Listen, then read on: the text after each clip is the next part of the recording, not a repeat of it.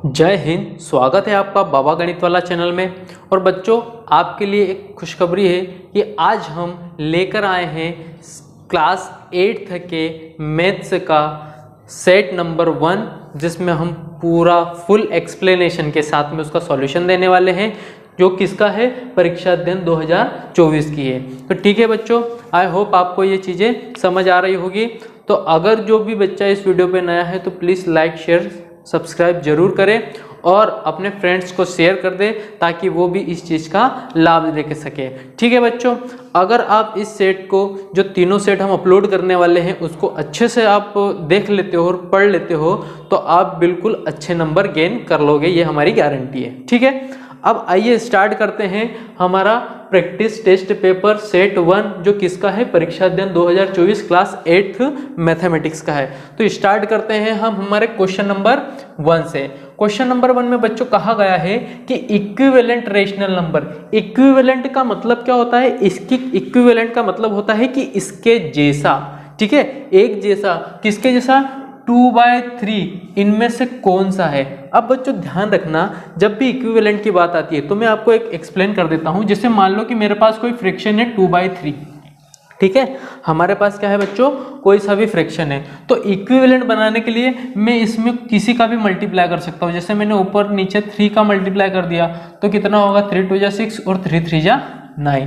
ठीक है, अगर मेरे पास 2/3 है, आप जानते हो, अगर मैंने कहा 2/2 का मल्टीप्लाई कर देता हूं तो 2 से 2 का मल्टीप्लाई 4 और 3 2 जा 6, तो इसको कहते हैं इक्विवेलेंट फ्रैक्शन। पर जब उल्टा चलना हो तो हम क्या करेंगे, पहले हमने इक्विवेलेंट फ्रैक्शन निकालना हो तो हमको किसी भी नंबर से ऊपर नीचे मल्टीप्लाई कर दो तो हमारा इक्विवेलेंट फ्रैक्शन आ जाएगा। पर अगर इक्विवेलेंट फ्रैक्शन बताना हो तो हम क्या करेंगे, ऊपर नीचे डिवाइड करके देखेंगे। जैसे मान लो ये 3 से डिवाइड हो जाएगा 2 टाइम और ये हो जाएगा 3 टाइम्स, तो 2/3 क्या हो जाएगा, ये भी इसका इक्विवेलेंट फ्रैक्शन जैसा ही होगा। तो अब चेक करते हैं यहाँ पर कि देखो 3/2 ये तो किसी से कैंसिल होने वाला नहीं है। ठीक है, ये 2 की टेबल से होगा, ये 3 की टेबल से होगा, तो ये भी नहीं होगा। अब देखो यहाँ पर बच्चों, इसको देखो, 2 की टेबल में 4 भी आता है और 2 की टेबल में 3 भी आता है, तो 2/3, तो हमारा करेक्ट ऑप्शन क्या हो जाएगा, ऑप्शन नंबर सी। तो इसको तो देखने का काम ही नहीं, क्योंकि 3 1 जा 3, 3 2 जा 6, तो हमारा करेक्ट ऑप्शन क्या हो जाएगा, 2 हो जाएगा। बच्चों यहाँ पर मैं आपको जो ऑब्जेक्टिव है उनके भी एक्सप्लेनेशन इसलिए दे रहा हूं ताकि आपका चैप्टर का रिवीजन भी हो जाए और आपको एक बेस्ट एक्सप्लेनेशन मिल जाए, ताकि जरूरी नहीं है कि पेपर में यही आए, बट अगर इससे रिलेटेड आता है तो आपको वो चीज़ें पता होनी चाहिए। ठीक है, अब हम करते हैं हमारा क्वेश्चन नंबर 2। क्वेश्चन नंबर 2 में कहा गया है कि एक कॉइन लिया, कॉइन मतलब सिक्का, और उसकी प्रोबेबिलिटी निकालना है। क्या निकालनी है, प्रोबेबिलिटी किसकी, अगर हेड आए उसकी। तो टॉस करना मतलब मैंने एक सिक्का लिया, तो बच्चों सिक्के का एक पहलू होता है हेड और दूसरे पीछे होता है टेल। तो एक होता है हेड, एक होता है टेल। अब मैंने क्या करा, इस सिक्के को उछाला, टॉस करा, तो अब टॉस होगा तो देखो हेड भी गिर सकता है और टेल भी आ सकता है। ठीक है, दोनों की 50-50% चांस है, 50% चांस है कि हेड आ जाए, 50% चांस है कि टेल आ जाए। अब मेरे पास क्या आ सकता है, हेड भी आ सकता है, टेल भी आ सकता है। तो देखो टोटल आउटकम कितने हैं, 2 है। टोटल आउटकम कितने हैं, 2। आउटकम का मतलब क्या है कि टोटल रिजल्ट कितने हो सकते हैं, तो भैया टोटल रिजल्ट तो 2 हो सकते हैं ना, या तो हेड आएगा या टेल आएगा, तो हमारे पास टोटल रिजल्ट 2 हो सकते हैं। पर हमको अभी कौन सा पूछा, हेड आने का, तो भैया टोटल रिजल्ट 2 था जिसमें हेड आने की प्रोबेबिलिटी 1 है। उसी तरीके से अगर मुझे टेल का अगर कोई पूछता तो भाई टोटल रिजल्ट तो मेरे पास 2 है और 2 में से मेरे पास टेल कितनी बार आता, तो ये भी 1/2। तो अगर टेल पूछे या हेड पूछे, दोनों की प्रोबेबिलिटी कितनी आएगी, 1/2। तो देखो हमारा करेक्ट ऑप्शन हो जाएगा ऑप्शन नंबर बी।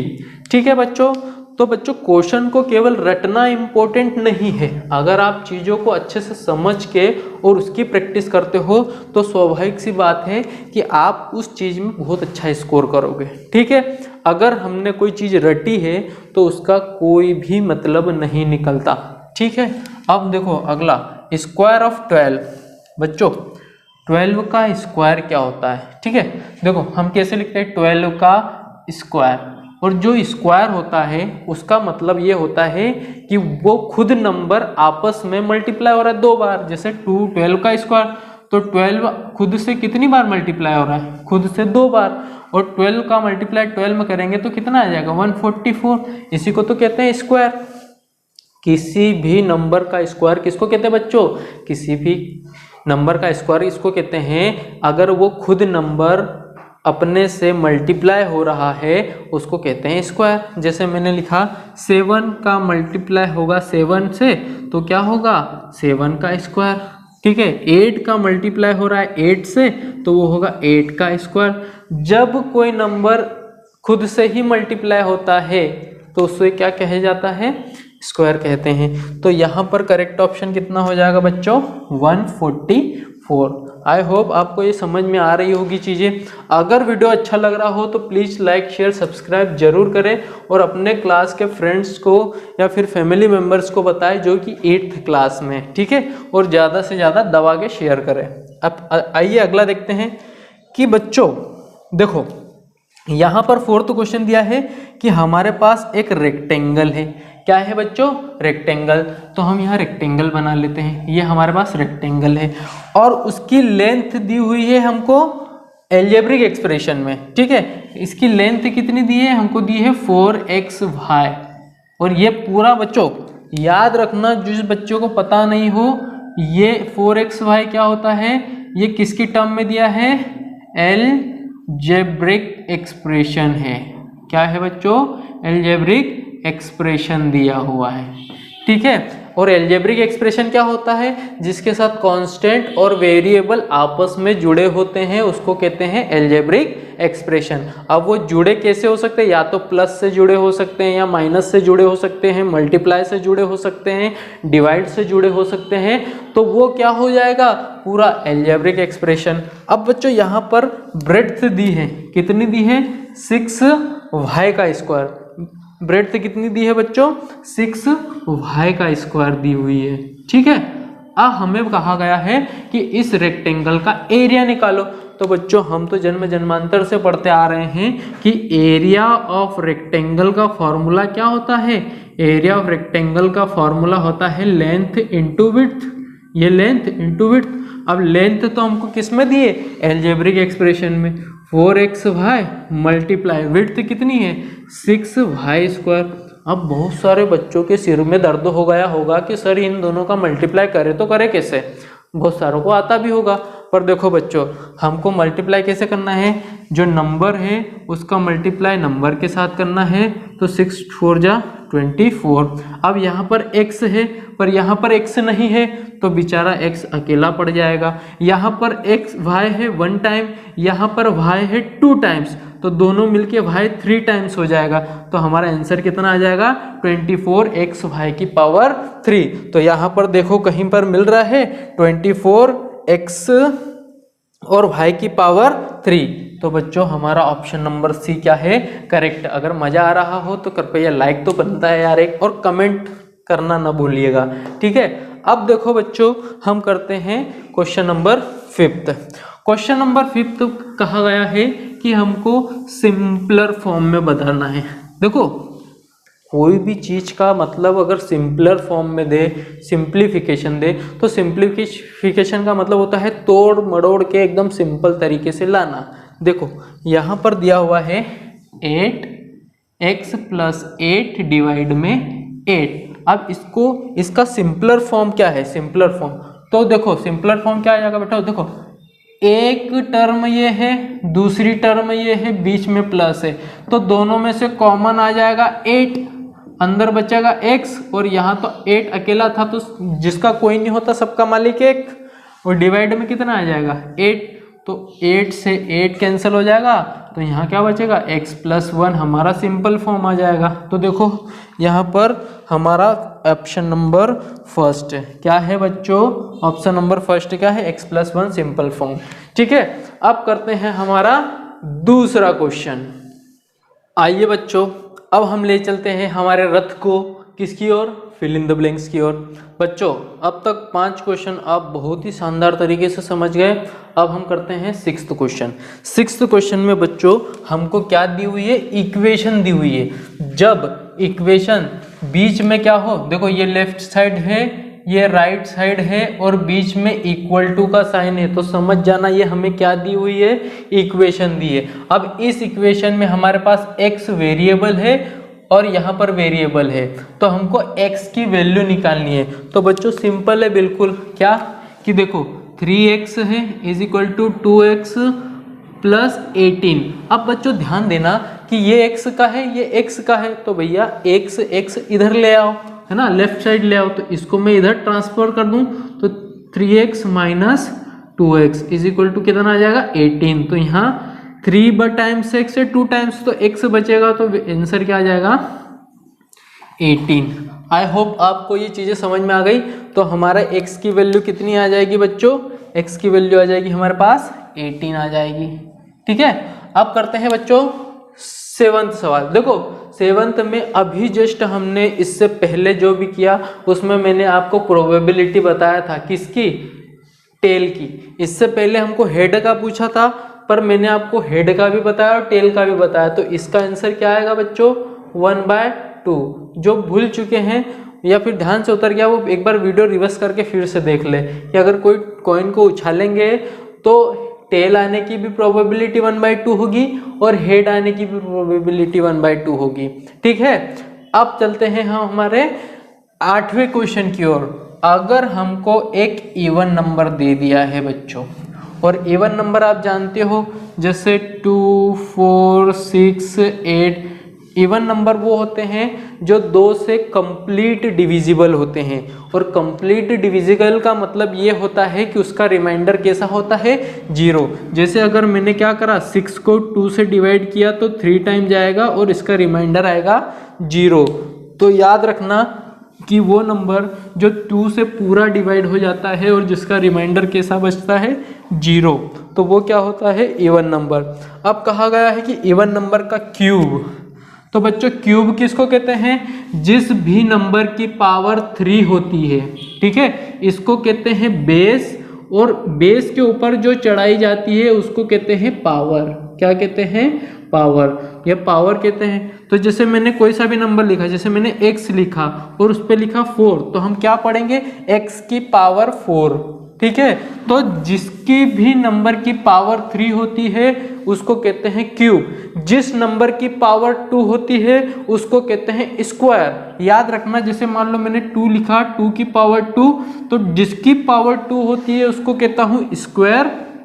क्या कहता हूँ, स्क्वायर। और जिसकी पावर 3 होती है, जैसे मैंने लिखा 2 की पावर 3, तो इसको कहते हैं क्यूब। ठीक है, बाकियों को क्या पढ़ेंगे, जैसे बाकी तो इसको सिंपल पढ़ेंगे 2 की पावर 4।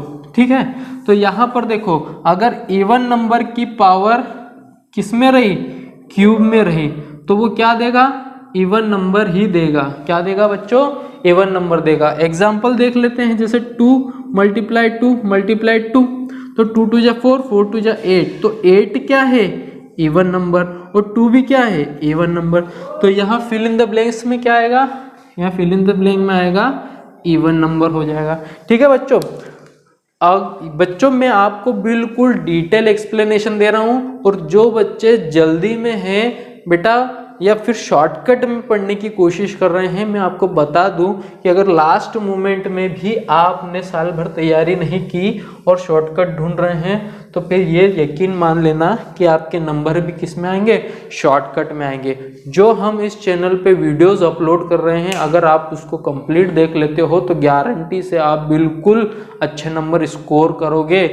आपको बशर्ते प्रैक्टिस खुल के और दबा के करनी पड़ेगी। ठीक है, अब यहाँ देखो, अगर वीडियो अच्छा लग रहा हो तो कमेंट करना ना भूले, और कमेंट तो जरूर करें कि आपको कैसा लग रहा है और किस तरीके से पढ़ाई हो रही है। कोई प्रॉब्लम है तो आप शेयर कर सकते हो। ठीक है, अब हमको दिया है वैल्यूज, इन सब की वैल्यू निकालना है। तो देखो बच्चों, a माइनस ए की पावर 2, ठीक है, माइनस ए की पावर 2 और मल्टीप्लाई ए की पावर 3। अब देखो बच्चों, यहाँ पर क्या है, ये प्लस का है, ये प्लस का, तो प्लस मल्टीप्लाई माइनस, तो माइनस ए की पावर 3, क्योंकि देखो ये 2 टाइम्स, ये 1 टाइम, तो 3 मल्टीप्लाई ए की पावर 3, पर ये प्लस का है तो माइनस ए की पावर कितना आ जाएगा, 6 आ जाएगा बच्चों। तो यहाँ पर फिल इन द ब्लैंक्स में कितना आ जाएगा, माइनस ए की पावर 6 आ जाएगा। ध्यान रखना बच्चों, दो चीजें होती है, अगर ब्रैकेट के अंदर माइनस हो रहा है या फिर a माइनस का स्क्वायर, ये दोनों चीजें बहुत डिफरेंट है बेटा। देखो अगर मैंने ब्रैकेट लगाया तो माइनस तो बाहर है, मैं a का स्क्वायर कर रहा हूँ, मतलब इसकी वैल्यू आएगी माइनस का a स्क्वायर। पर देखो यहाँ पर माइनस ए पूरे ब्रैकेट के अंदर है, इसलिए पूरे ब्रैकेट को हम 2 बार मल्टीप्लाई करेंगे, तो माइनस माइनस प्लस हो जाएगा और ए का स्क्वायर हो जाएगा, तो यहाँ प्लस का आएगा, यहाँ माइनस का आएगा। तो इन चीज़ों का आप ध्यान रखेंगे, ठीक है। अब करते हैं नेक्स्ट क्वेश्चन, कौन सा है, क्वेश्चन नंबर 10, ठीक है बेटा। आपके लिए बिल्कुल हम मेहनत से अच्छे वीडियोस बना रहे हैं, तो आप भी अच्छे से इसको पढ़िए और नंबर स्कोर कीजिए। देखो यहाँ पर क्या है, 28x की पावर 4 डिवाइडेड में 56x, ठीक है। अब बच्चों ध्यान से सुनना, डिवाइड का मतलब क्या होता है कि मैं इसको ऐसा लिख सकता हूँ, 20x की पावर 4 डिवाइड में 56x। अब देखो यहाँ x की वैल्यू, x कितनी बार है, 4 बार है, और यहाँ x कितनी बार है, 1 बार है, तो एक x में से तो कट जाएंगे तो 3 बचेगा, तो x की पावर तो बचेगा 3। अब 28 1 जा 28 और 28 2 जा कितना आता है, 56, तो ये कितना हो जाएगा 1/2। तो आंसर कितना आएगा बच्चों, 1/2 x की पावर 3। तो यहाँ क्या लिखेंगे, या तो ऐसे लिखो 1/2 x की पावर 3, या फिर आप ऐसे भी लिख सकते हो x की पावर 3 डिवाइडेड बाय 2, ठीक है। तो मेरे हिसाब से आपको ये फिल इन द ब्लैंक्स भी समझ में आया और साथ में आपको चैप्टर का रिवीजन भी समझ में आया। अगर वीडियो अच्छा लग रहा हो तो लाइक शेयर करें। अब करते हैं हम अगला क्वेश्चन।